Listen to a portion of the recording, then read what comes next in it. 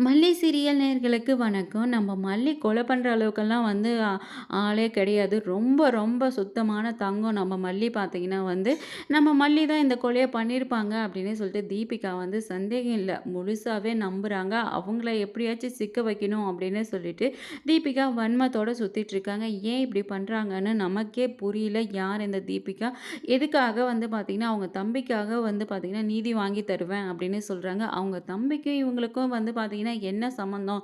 அதாவது தினேஷ்ன்ற ஆளுக்கும் நம்ம மல்லிக்கும் என்ன சம்மந்தம்னே தெரியல அப்படின்னு சொல்லிட்டு, நம்ம மல்லி வந்து இந்த கேஸ வந்து நம்ம எப்படி விசாரிக்கிறது? யார் மூலியமா தெரிஞ்சுக்கிறது? அப்படின்னு சொல்லிட்டு வந்து குழப்பமா இருக்காங்க. அந்த நேரத்தில தான் தீபிகா கிட்டயே கேட்கலாம். எதுக்காக என் மேல இப்படி வந்து கொலப்பழிய போட்டு என்ன உள்ள தள்ளணும்னு நினைக்கிறீங்க? அப்படின்னு சொல்லிட்டு கேட்கும்போது தான் நம்ம தீபிகா சொல்ல போறாங்க. நம்ம ராஜேஷ்க்கும் நம்ம மல்லிக்கும் என்ன தொடர்பு? அப்படின்னு சொல்லிட்டு சொல்ல போறாங்க.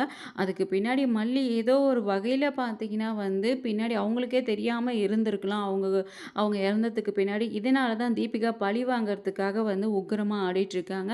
ஆனா நம்ம விஜய வந்து பார்த்தீங்கன்னா, ரொம்ப டார்ச்சர் பண்ணிட்டுருக்காங்க. இது மல்லியால தாங்கிக்கவே முடியல. முக்கியமா வெண்பா ரொம்ப கஷ்டப்படுறாங்க. டாடா வரமாட்டாரா? டாடா வரமாட்டாரா? அப்படின்னு சொல்லிட்டு கேட்டுட்டே இருக்காங்க. ஒரு பக்கம் ராஜி வந்து ஹாப்பியா இருக்காங்க. அவங்க மேல எந்த பழியும் வரல அப்படின்னு சொல்லிட்டு, ஒருவேளை இதுக்கு பின்னாடி நம்ம ராஜு தான் இருக்க போறாங்க. எல்லாத்துக்கும் காரணம் பார்த்தீங்கன்னா, அவங்க தான் கடைசியில வந்து ஜெயிலுக்கு போறாங்க. நம்ம மல்லியும் வந்து நம்ம தீபிகாவுக்கு உண்மை என்னன்றத புரிய வைக்கணும். அதுக்கான ஆதாரத்த வந்து திரட்டி, உண்மையாவே எனக்கும் அதுக்கும் எந்த சம்மந்தமும் இல்ல அப்படின்னு சொல்லிட்டு தீபிகாவுக்கு புரிய வச்சுட்டாங்கன்னே போதும். இந்த கேஸ் இதோட முடிஞ்சிரும். பொறுத்திருந்து பார்க்கலாம். அடுத்து என்ன நடக்க போகுதுன்றத.